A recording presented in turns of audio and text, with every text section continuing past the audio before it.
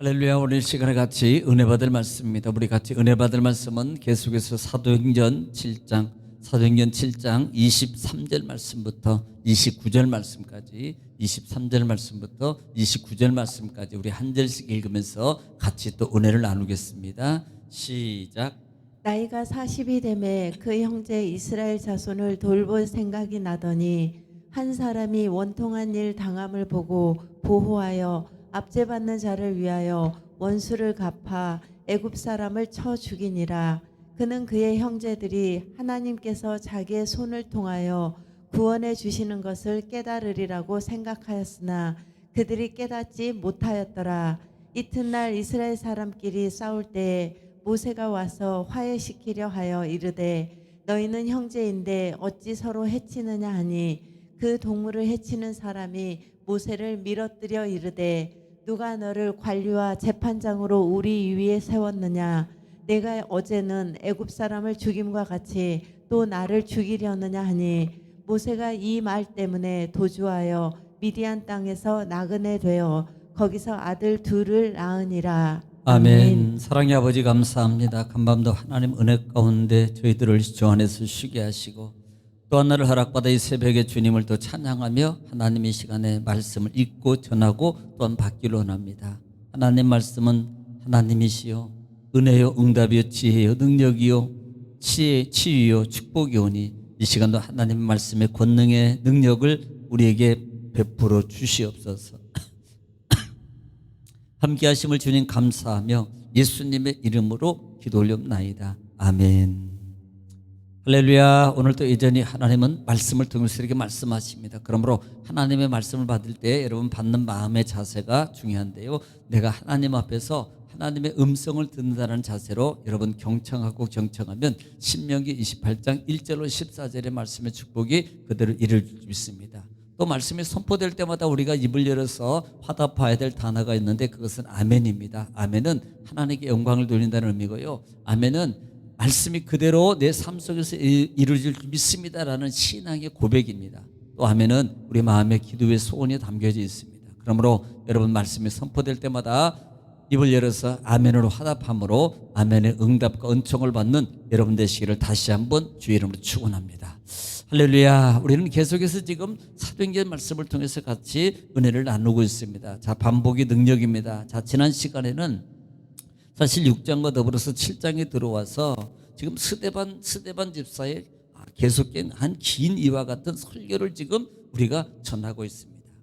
자, 특별히 이 스데반 집사가 설교를 전하는 그 이유와 목적이 뭐라 그랬어요? 이스라엘 백성들이 지금 약속을 받고도 예수 그리스도가 지금 오실 것이고 오셨고 그 다음에 고난 가운데 그 약속의 성취가 이루어졌음에도 불구하고 그들은요 예수 그리스도를 받아들이지 않아요. 오히려 박대하고 오히려 핍박하고 심지어는 그의 제자들까지도 지금 핍박하는 박해하는 그와 같은 상황이 있습니다. 자, 이런 상황이 있을 때 이 스데반 집사가 대제사장 가야바에게 변론하면서 지금 하는 설교 중에 한 부분입니다. 이 스데반 집사는요 설교를 하는데 모세와부터 시작하지 않고 누구부터? 아브라함부터 시작했다 그랬어요. 자, 아브라함을 시작하는 이유가 뭐라 그랬습니까? 아브라함은 특별히 약속이고 축복의 근본입니다. 약속의 성취의 기본이 이 아브라함이에요. 그래서 아브라함을 통해서 지금 계속해서 약속이 그렇게 주어졌고 약속을 이루는 것이고 심지어 모세와 더불어서 구원의 역사도 실제적으로 어디부터 시작된 것이다? 아브라함부터 시작된 것이다 라고 말하고 있는 겁니다. 그리고 요셉을 통해서 그가 장사된 것을 말하고 지지는 시간에는요 그때가 아브라함 때가 되매 약속하신 때가 가까우매 라고 말해요. 지금 아브라함에게 약속한 때가 가까우매라고 하면 누구를 등장시킵니까? 모세. 이 모세를 등장시켜요. 그리고 모세가 태어나가 되고 이 태어나는 과정도 여러분 어떻습니까? 예수님과 같잖아요. 죽음과 고난 가운데 있을 때. 그리고 그가 던짐받고 그 다음에 구원함 받고 하는 과정입니다. 그래서 그런 고난 가운데 이 모세가 바로의 왕궁에 그 다음에 구원을 받게 되는 그와 같은 여정입니다. 그래서 결국은 이 애굽에서 왕궁에서 그가 많은 학문과 지식을 익히는 그와 같은 또 그가 능하게 되더라라고 해서 지난 시간까지 은혜를 나눴습니다. 자, 이 모든 과정이 뭐예요? 지금 얘기를 하는 게 아니라 그랬어요.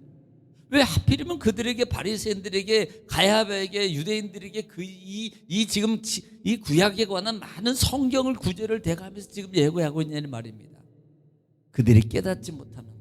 아직도 이어지지 않습니다. 알고 있음에도 불구하고 자기네들은 다 알고 자기네들은 깨어있다 그러고 자기네들은 다 문제없다 그러는데 아직도 영적으로는 전혀 무지한 자들.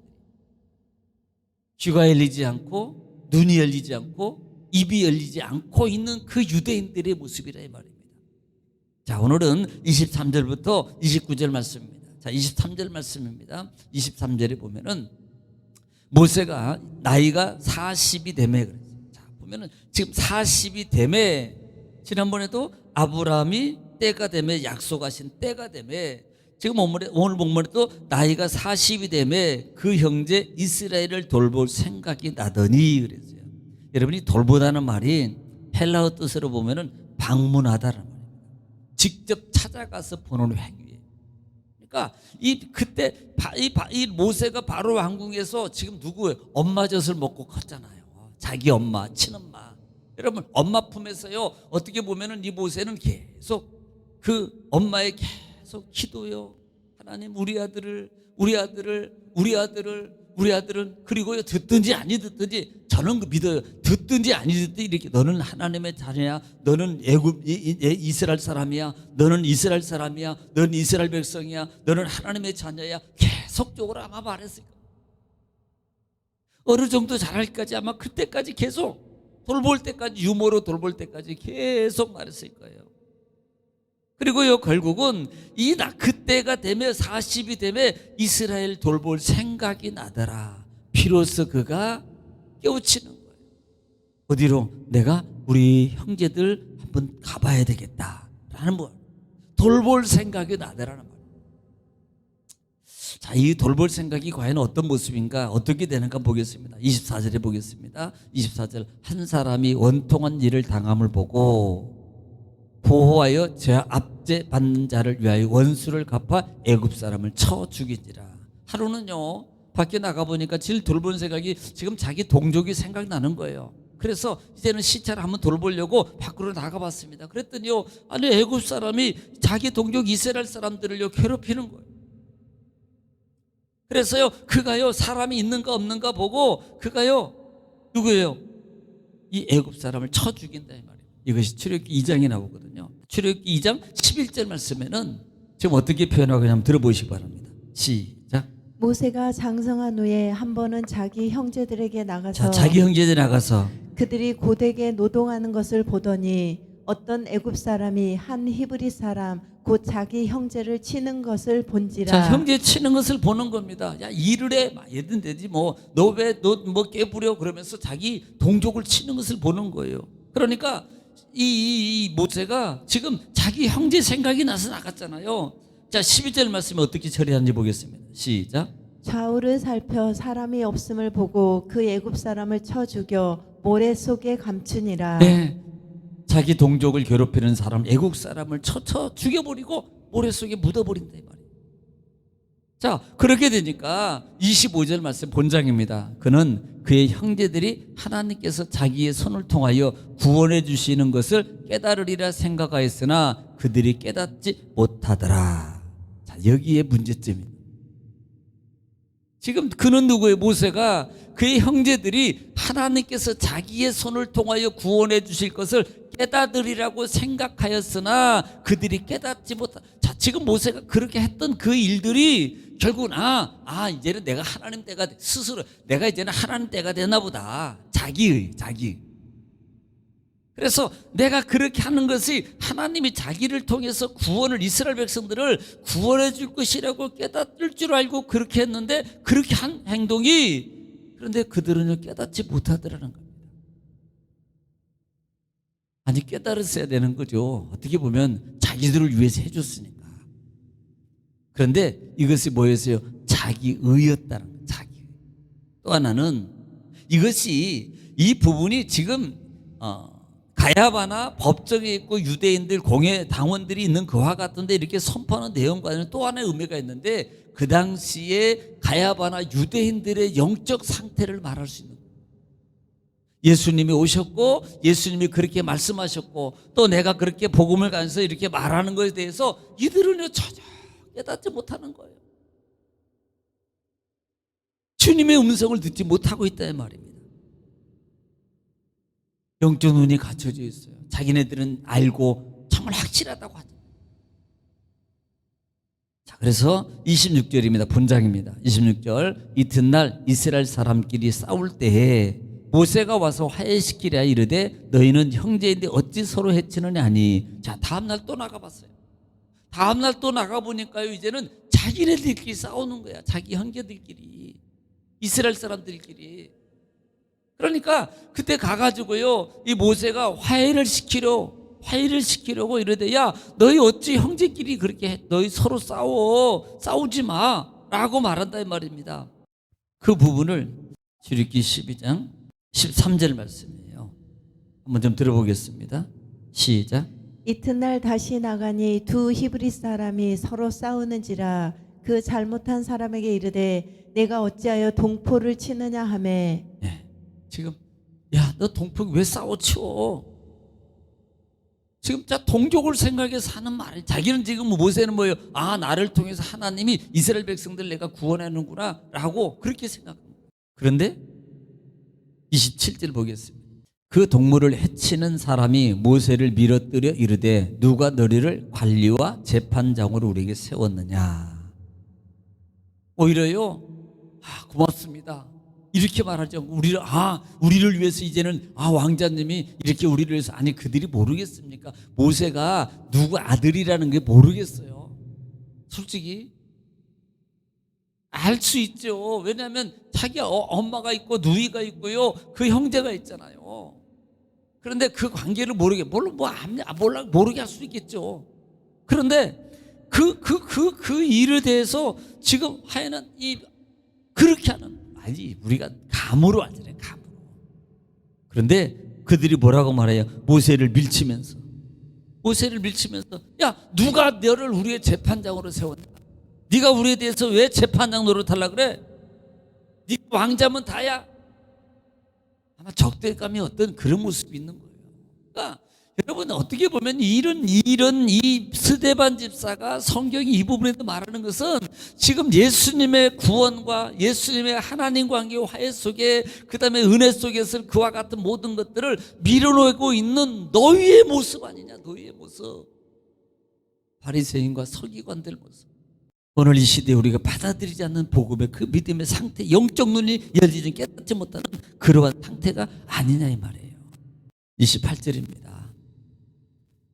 내가 이제는 애굽 사람을 죽인 것 같이 또 나를 죽이려 하느냐. 이렇게 말해요. 그러니까 대들면서 말하는 거야. 떠밀치면서. 네가 왜 재판을 하려고 그래? 네가 뭐 하려고 그래? 네가 뭐 한다고? 그러니까 어떻게 보면 이런 것도 있어요. 야, 같은 동족이면서 너는 왕궁에서 잘 먹고 잘 살고 우리는 이렇게 살고, 아마 그런 것도 있겠죠. 그런데 지금 애굽 사람을 죽인 같이 너희 또 우리도 나도 죽이려고 그러냐? 이게요, 이 말에 모세가 놀랍니다. 충격을 받았어요. 그래서 출애굽기 2장 한번 14절 보겠습니다. 출애굽기 2장 14절에 어떻게 대처하는지 보겠습니다. 시작. 그가 이르되 누가 너를 우리를 다스리는 자와 재판관으로 삼았느냐? 네가 애굽 사람을 죽인 것처럼 나도 죽이려느냐? 모세가 두려워하여 이르되 일이 탈로 되었도다. 예, 하반절에 보니까 모세가 좀 담대함이 없는 것 같아요. 우리가 바로한테 바로 가라 그래도 바로 안 가고 막 그러잖아요. 그러니까 좀 담대함이 있어야 돼. 좀 뭔가가 사나이가 뭔걸 거사를 행하려면 좀 담대하고 죽음 앞에도 두렵지 않고 좀 이렇게 좀 해야 되는데, 아이고 그거 하나 말하고 떠들었다고 놀래가지고 두려워가지고. 29절에 어떻게 하나 보겠습니다. 모세가 이 말 때문에 도주하여 미디안 땅에서 나그네가 되어 거기서 아들 둘을 낳으니라. 아니, 좀 사나이가 좀 뭔가 좀 한번 해보려다가 그렇게 말하니까 놀래가지고 그냥, 야, 이제 나 큰일 났다, 이제 들통나면 나는 죽는다. 그리고 아니, 왕자가 뭐 그럴 수 있는 거 아니야? 이렇게 가야지 좀. 그리고 이 말 때문에요, 도망가가지고 어디로 미디안 땅에 가가지고 미디안 땅으로 도망가잖아요. 그래서 두 아들을 낳잖아요. 두 아들. 그 두 아들이 누굽니까? 제가 그냥 바로 말하겠습니다. 출애굽기 2장 22절에 게르솜을 낳고요. 그 다음에 18절에 보면 엘리에셀을 낳아요. 그러니까 두 아들을 낳아요. 도망가서. 자, 여기서 우리가 두 가지 모습. 첫째는 모세의 인적 의도심. 의를 가지고 하려고 그럴 때 성공하지 못한다. 또 하나는 지금 말씀을 통해서 예수님이 오셔서 그렇게 말하고 지금 하고 보여주고 하음에도 불구하고 그들은요 깨닫지 못하고 받아들이지 못하는 유대인들, 바리새인들, 거룩하다고 자청하고 살아가는 사람들. 오늘 우리는요, 혹시 우리도 바리새인 아닙니까? 나는 거룩해, 나는 괜찮아. 그럼에도 불구하고 여전히 영적 누가 갇혀 있고 영적 입술이, 영적 마음이 모든 것이 갇혀 있는, 닫혀 있는 나의 모습이 아니야. 나는 또 당당하지 못하고 사소한 말에 내가 주눅들어서 도망다니는 그런 믿음 없는 모세와 같은 모습이 아닌가. 여러분, 이 하나님의 음성을 어떻게 들으셨습니까? 그러셨다면 이 시간에 여러분 그 하나님의 말씀을 붙잡고 이 시간에 기도할 때 나라 민족을 위해서, 교회를 위해서, 그 다음에 기관을 위해서, 그리고 여러분 가정과 자녀와 사업장과 직장을 위해서 이 시간에 주 한 부르시고 통성으로 하나님께 간절히 기도하겠습니다. 우리 다 같이 주 한 분을 기도하겠습니다. 다 같이 기도합니다. 아버지 하나와 사랑과 사신들의 견해 세스네로 아버지 하나와 나라를 나라 칼레 세스네를